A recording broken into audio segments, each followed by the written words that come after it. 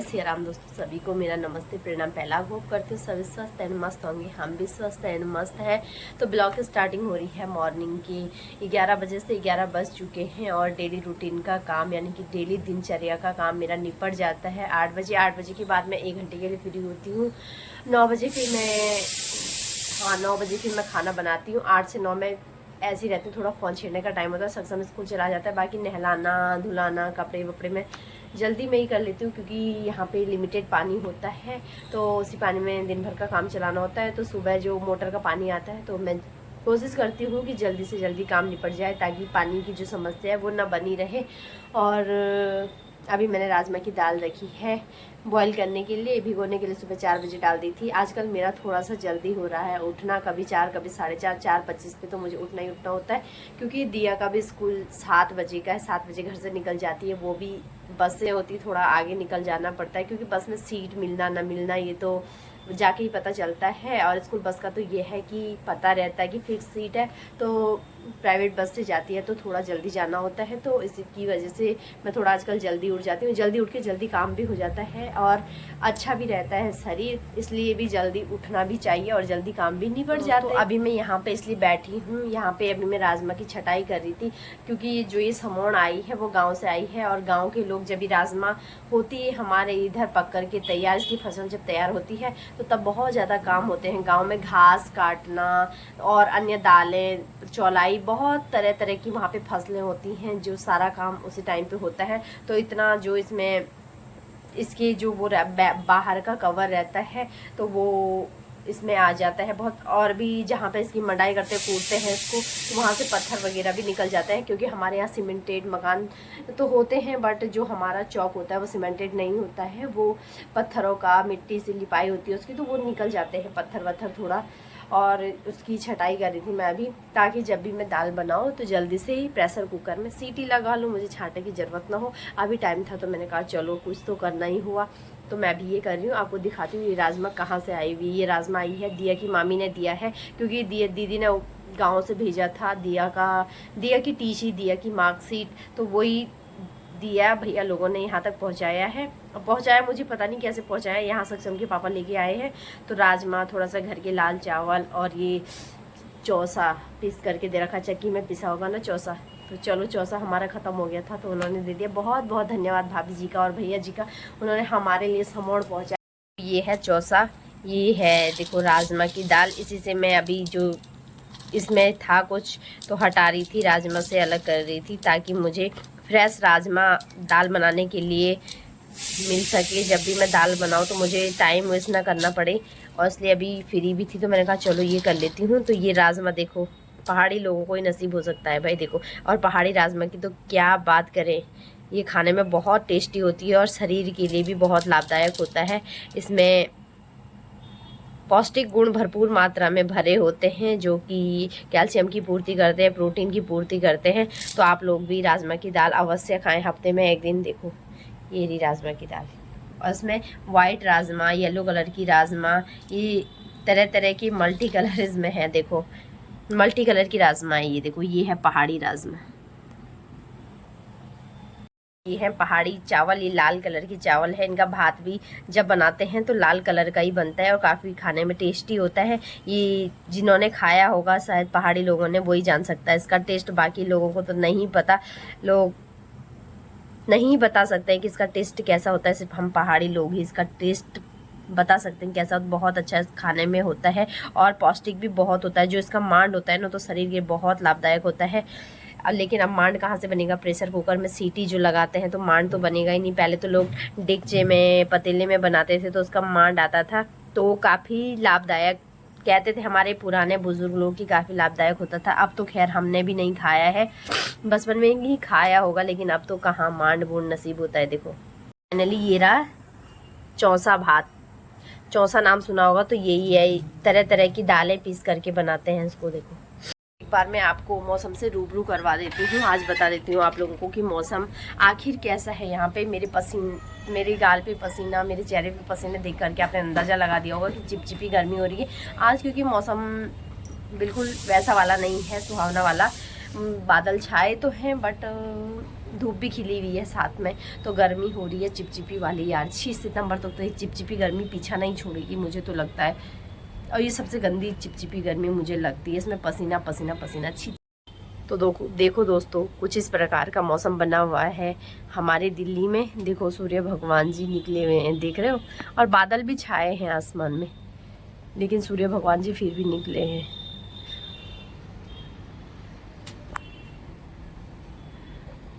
और मेरे सारे टावल सूख रहे हैं आज देखो। और मैं सक्षम का भी पिल्लो, नहीं दिया का पिल्लो धोया है। पहले सक्षम का था, अब दिया रखती है तो दिया का ही हो गया है। ये गंदा हो गया था, मैंने कहा चलो इसकी धुलाई कर देती हूँ। और सारे टावल सूख रहे हैं क्योंकि ये लोग ना सुबह यूज़ करते हैं और ऐसे ही छोड़ देते हैं, तो आजकल बदबू भी आती है क्योंकि बरसात का टाइम है, तो गीले कपड़े रहेंगे तो बदबू तो देगा ही। तो इसलिए मैं इनको सूखा लेती हूँ। ये सब चले जाते हैं, कोई ऑफिस कोई स्कूल, तो मेरा यही काम रहता है। ये देखो सबके टावल, ये दिया का टावल, ये सक्षम के पापा का टावल, ये दादी और मेरा टावल, सक्षम की दादी का। सक्षम का तो खैर अंदर ही है। तो मुझसे ना पता नहीं ऐसी घटनाएं क्यों होती रहती हैं, या तो मुझे काम करने का ढंग नहीं आता होगा। मुझे तो लगता है ऐसे मैं बहुत अच्छे से काम करती हूँ, बहुत सलीके से, बहुत तरीके से, लेकिन फिर भी ये सब कुछ हो जाता है। तो शायद मुझे लग रहा है ये चैन पुरानी हो गई होगी तो टूटी गई। मैं लगा रही थी, ये है सक्षम के पापा का लंच बॉक्स का कवर, और मैं से चैन लगा रही थी तो ये चैन ही टूट गई देखो। तो आज टिफ़िन लेके गए हैं, कवर घर पे ही छोड़ा है। मैंने कहा चलो इसको चैन लगवा दूंगी। और ये देखो मैंने आटे के हाथ भी लगाए इस पर। अभी मैं सही कर रही थी ना, उसके बाद मैंने कोशिश कर रही थी कि सही होगा, तो नहीं हो पाया। कहाँ से सही होगा, टूट गया था वो देखो, ऐसे टूट गया है। ये कच्चा हो गया होगा तो टूट गया। मुझसे ये होता ही रहता है। एक धारा और दर्ज हो चुकी है कि मेरे टिफ़िन का ये भी तोड़ दिया है।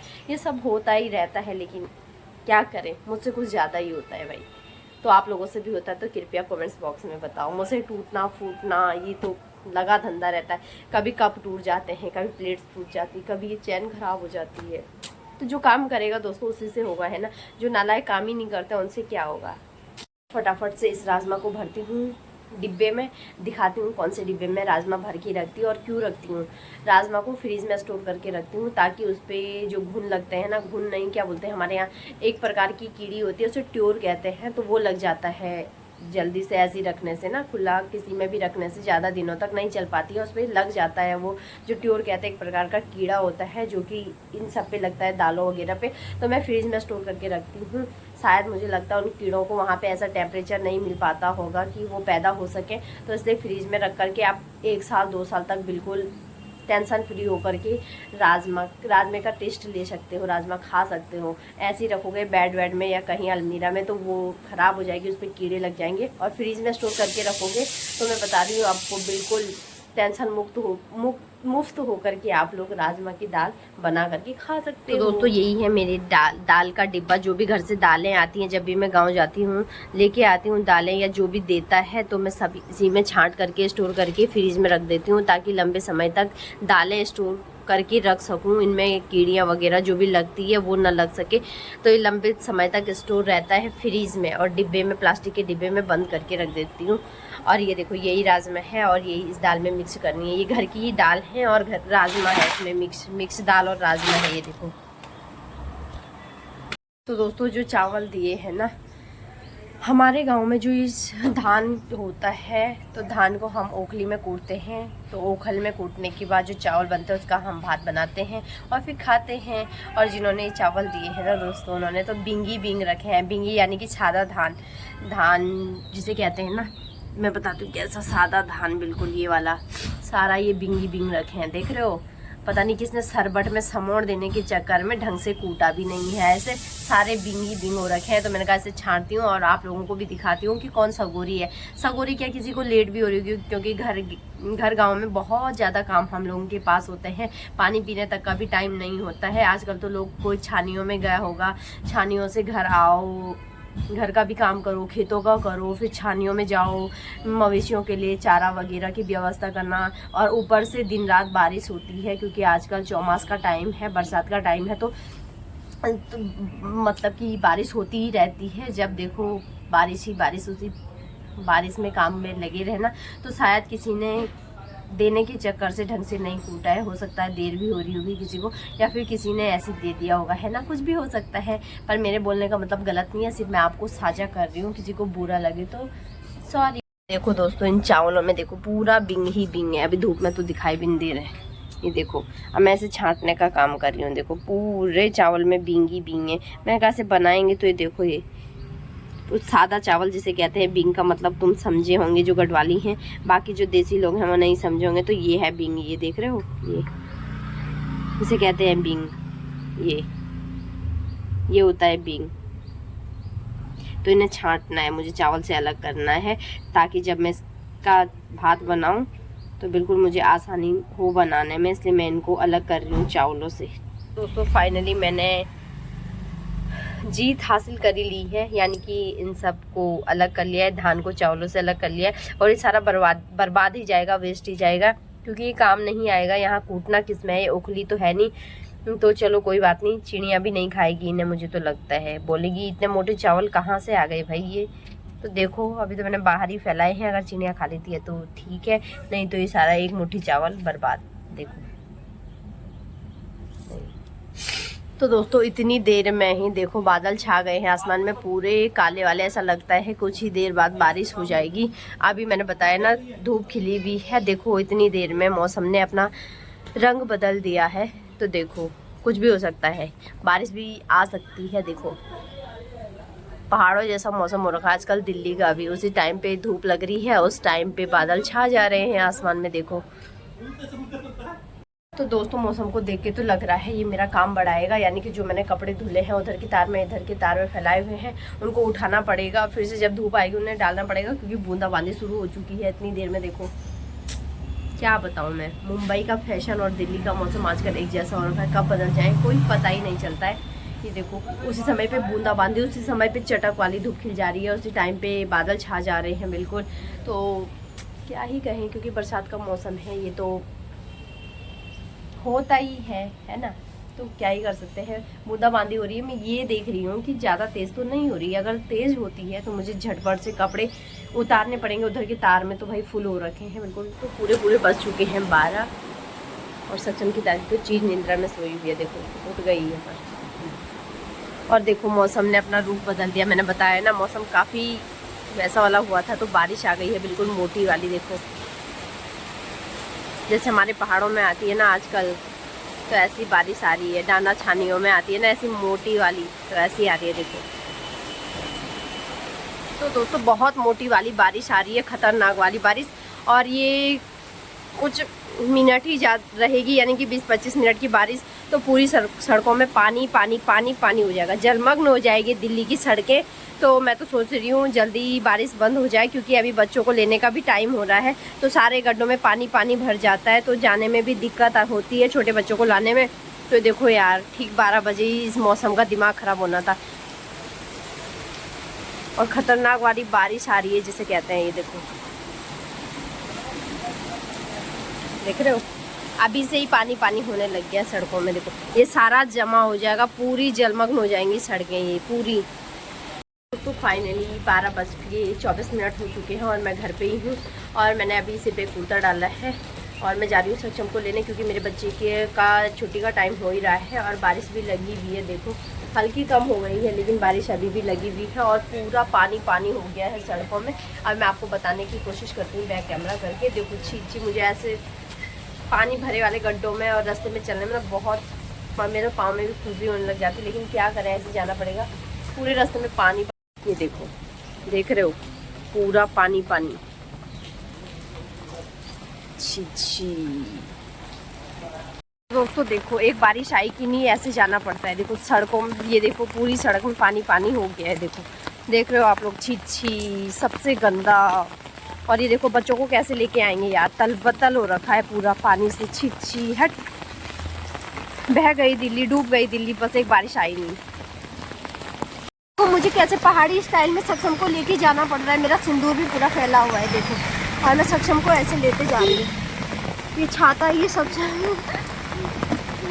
पूरा रोडों में पानी पानी हो रखा है बारिश के कारण, ऐसे चलना हो रहा है। देखो दिल्ली डूबने वाली है दोस्तों। मेरा सिंदूर भी फैल गया। देखो मुझे ऐसे बैग, यहाँ बोतल भी मैंने आगे लटकाई हुई है। ये हाथ में इसके जूते क्रॉक्स ऐसे चेंज करवाए वहाँ पे, क्योंकि जूते गीले हो जाते, तो ऐसे करके ले जा रही हूँ। तो फाइनली इतनी मोटी बारिश आ रही है, देखो आप। अभी मैं बैक ग्राउंड में हूँ, बिल्कुल ग्राउंड जीरो से आपको ये तस्वीरें दिखा रही हूँ, देखो। और ये पानी इतनी ऊंचाई से आ रहा है, तो इसका गाज जैसा बन रहा है नीचे आकर के, देखो। पूरे रास्ते में आज पानी पानी पानी पानी। मैंने अब सक्षम को नीचे उतार दिया है अपनी पीठ से। बहुत थक भी गई हूँ यार, पूरे रास्ते ऐसे लेके आ रही हूँ। ऊपर से ये बैग गले में फंस रहा है। यहाँ पे तो अंधेरी नगरी हो रही है, लाइट भी नहीं है यहाँ से ऊपर जाओ तो। और ये मैंने छाता भी बंद कर ली है। अब चलते हैं ऊपर। बाहर का मैंने आपको दिखा दिया है, कैसी बारिश आ रही, खतरनाक वाली। आराम से चलो बेटू। तो सक्षम को मैंने क्रॉक्स पहनाए, स्कूल के शूज इसमें डाले हुए हैं, देखो, क्योंकि सारे भीग जाते। ये मैंने अपना दिमाग लगाया, मैंने कहा से तो सारा पानी पानी कर देना है। ऊपर से बरसात का मौसम में सूख भी नहीं रहे हैं। तो चलो, फाइनली हम पहुंच ही गए। भाग गए। जाओ, पानी पानी हो रखा, मैं तो आ गई भीग के। टाइम हो ही गया। वो भेजती है ना तो दोस्तों फाइनली दिया कि ये है ड्रेस। दिया ने ये ट्राई भी कर लिया है, देखो, और ऐसी लग रही है दिया। फाइनली ये है दिया की दिल्ली की स्कूल ड्रेस, यूनिफॉर्म। तो कल इसे पहन के जाएगी दिया, देखो। ठीक है इधर माने आज लंबी लिंदे लंबी नहीं रहती, फिर बड़ा है तो साइज का है, 34 का है, फिट आ रहा है साइज ये भी थोड़ा। हाँ इतना तो। और 36 का देगा तो चौड़ा नहीं होगा। दोस्तों फाइनली ये है दिया की स्कूल यूनिफॉर्म। अब तो इसमें पैजामा भी डाल दिया, देखो ऐसी लग रही है दिया, देखो। तो दोस्तों ये दिया की दूसरी वाली यूनिफॉर्म है, जो सिर्फ हफ्ते में 2 दिन पहननी है ना। हाँ, वीक में सिर्फ 2 डेज ही पहन पाएगी ये लड़की इसको, बुधवार और बृहस्पतिवार। तो ये है इसकी white dress, white kurta, white dress, ये देखो। तो दोस्तों ऐसी लग रही है हमारी दिया, आप देखो। अब जाएगी ऐसा बन के, देखो।